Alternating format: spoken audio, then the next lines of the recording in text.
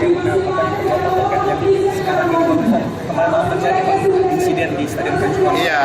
Arema Persebaya. Saya kira kita pertama bagi yang meninggal tentu saya menyampaikan duka cita yang mendalam. Yang kedua saya prihatin terhadap kejadian ini.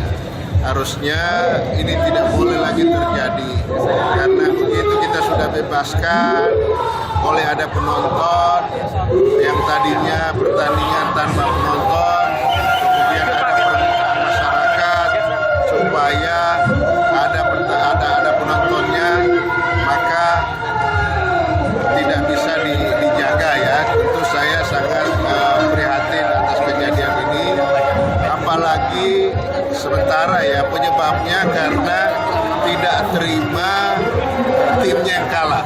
Kan tidak boleh seperti itu.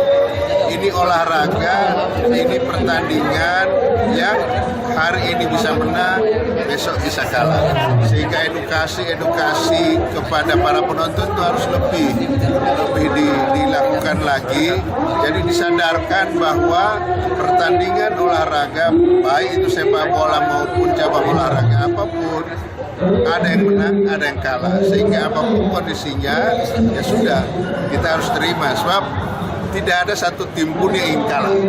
Jadi jangan yang menyalahkan timnya, apalagi pemainnya. Pasti mereka sudah berusaha, cuma ya lawannya mungkin lebih baik.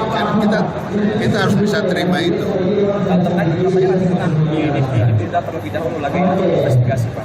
Saya belum tahu, saya akan komunikasi dengan PSSI dan LIB apa langkah selanjutnya akan mereka lakukan, ya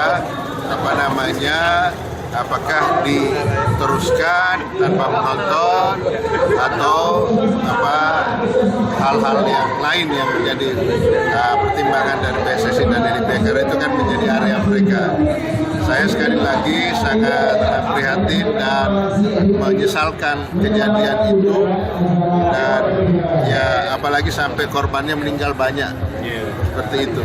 Saya berharap ini menjadi pelajaran betul-betul buat kita supaya tidak terulang lagi, dan untuk bukan hanya di Kanjuruhan ya, tetapi di berbagai tempat. Di sini ada Jalak Harupat, ada Lautan Api, Bandung Lautan Api dan lain-lain. Saya kira juga harus waspada terhadap itu, dan saya minta PSSI ya dan